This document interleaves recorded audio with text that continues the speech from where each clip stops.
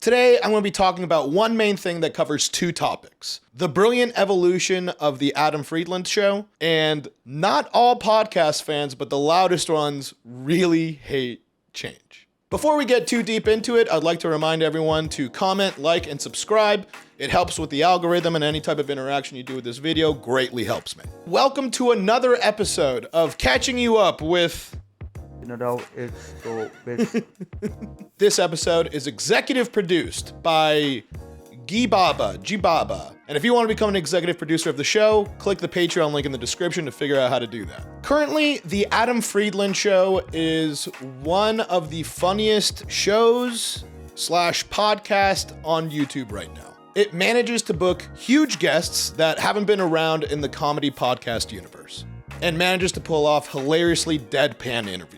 As of right now, their guests have included Ernie Hudson, Norman Finkelstein, Binging with Babish, Neil deGrasse Tyson, Chris Cuomo, Jadakiss, and Chet Hanks. As it keeps going, it keeps evolving, getting better. It's becoming smarter, funnier, and just more entertaining throughout all of it. But before I get into that, let me rewind and say emphatically, there would be no Adam Friedland Show without Cumtown. What is Cumtown? According to Wikipedia, Cumtown is a podcast that was started by Nick Mullen and his co-host Stavros Halkias around 2017. The second episode had Adam Friedland on it, who quickly became the third co-host. Although it's been mislabeled as a podcast expressing the dirtbag left political sentiment, they never expressed any political stances seriously. It was essentially three friends riffing, trying to make each other laugh. In its lifetime, it reached the top 15 of creators on Patreon, raking in almost $100,000 a month. They were a low maintenance show, they were mostly audio only, and they were fucking crushing it. I was first introduced to Cumtown by Josh Potter, who I worked with at YMH. We carpooled to and from work together, and on our rides, we got to know each other a little bit better and shared with each other what made us laugh. Potter asked me if I was familiar with Cumtown. I wasn't, but I was already hooked on the name. He gave me a quick synopsis and told me I need to listen to the funniest interview ever, featuring David Cross. And this interview is then what I used for years when I was trying to tell people who Nick, Stav, and Adam were. And as a podcast producer, this is one of the biggest fucking train wrecks that I've ever heard. I guess we do have like a bit of a communication issue. We unfortunately only have one set of headphones. I've got two with me, if that helps. What's he saying? Let me think here. I'm upstate right now in New York, capital. But that's part of the charm of Cumtown. They never did things to make you laugh. They did things to make them laugh. I'm gonna use the headphones, and then Adam is here. Adam Friedland. Can you hear Adam? You have to scream. Hi, David. It's a little muffled because of the yelling. Yeah, he's on the other side of the room.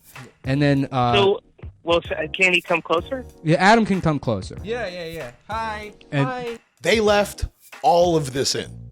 But then we have a third guy here.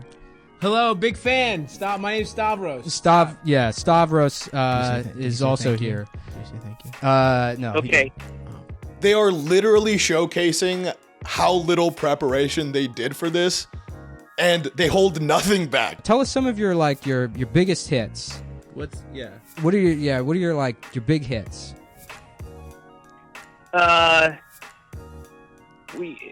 In what sense? I'm not sure.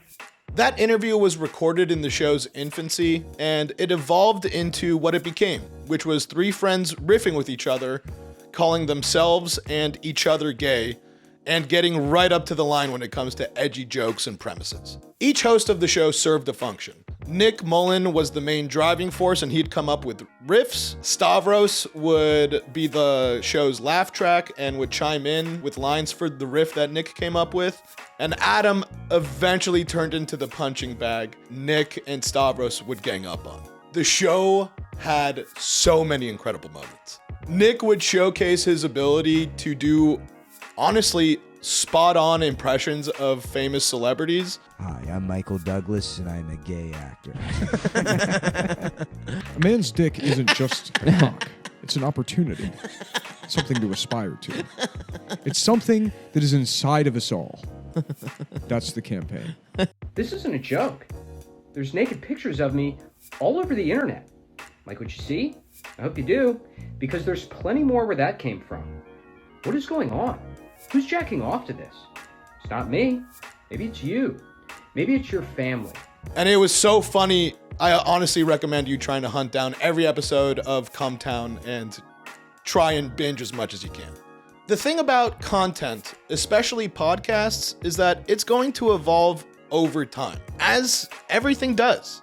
You are slightly different than the version of you from 5 years ago, even more different from the version of you 10 years ago. And even though that happens to everyone, including podcast hosts, fans absolutely hate when they detect any kind of change. At least the loud minority do. Think about it. 3 not rich friends start a podcast in 2016, 2017. Having not planned for it, they accidentally become extremely successful on Patreon.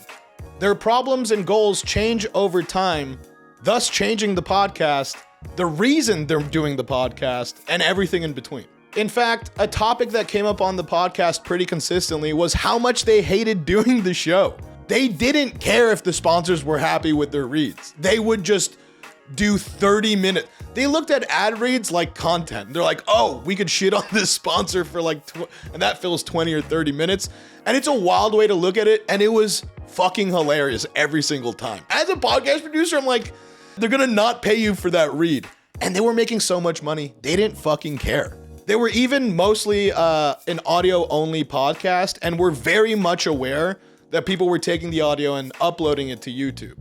So instead of making the normal decision of like, oh, maybe we should start uploading to YouTube, what they started doing was playing popular songs in the middle of them talking so that YouTube would either take down or demonetize the re-uploaders' videos, which is a geniusly funny way to handle the situation.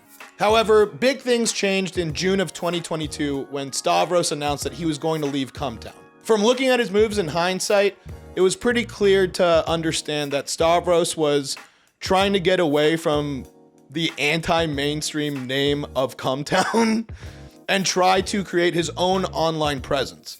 And he did this by posting hilarious crowd work clips onto his Instagram, YouTube, and TikTok, dropping a YouTube special that has almost 6 million views right now, as well as launching his own podcast, Stavi's World, all of which have been great moves. There's an argument to be made that Stavros was the biggest up-and-coming name in comedy in 2022, and continues to grow. However, this left Cumtown in quite a predicament, which leads to the second topic of this video. Some squeaky wheels really don't like it when a show that they like changes, and they don't know yet if they like the new version of it. As the band split up, they joked about rebranding the show to be the Adam Friedland Show, which took some getting used to from old fans, as Adam used to be the punching bag of this group. It was clear they had big plans for the future of the show, and they didn't care if fans were excited, because they were excited. Some fans feel personally slighted when something they like changes, and that attitude kinda sucks. You might have grown up on Adam Sandler movies. Billy Madison and Happy Gilmore were awesome. Maybe some of the later ones were some of your favorites too, like Grown Ups or fucking Chuck and Larry. But if you're going to sit there and tell me that Uncut Gems is not one of Adam Sandler's best performances, you're out of your fucking mind. And now we have the Adam Friedland Show, a satire of a late night talk show that starts with an opening monologue, then like 5 to 10 minutes of sketch, and then an interview with a celebrity that honestly kind of changes your mind on who that celebrity is. I really didn't think I would like to see Chris Cuomo or Chet Hanks talk for an hour, but I was along for the ride and I'm glad I buckled in. They did a 10-minute silent ballet. They're still leaning into dumb premises, they're just executing it differently. It's all killer. It's all killer. It's a whole new creative endeavor and I'm excited to see where it goes. People get upset when something they like changes, but if there's one thing that you can count on, it's that if something that you like is going on for a while, it's going to change over time. And you can either get the fuck in or get the fuck out. And that's honestly just scraping the surface of how Cumtown turned into the Adam Friedland Show, which I think is an entertainment powerhouse. And as we wrap up this episode of catching you up with Nadav, it's okay, die. I'm going to be showing all the names on the screen of everyone that has signed up to become a producer. If you would like to become a producer of Catching You Up with, Nadav, it's okay, die. you can click the link in the description and click that Patreon link to get your name immortalized on the episodes. And once again, reminder to comment, like, subscribe. It helps with the algorithm. And I will see you next week. Good tidings, y'all. This is a totally unconfirmed news.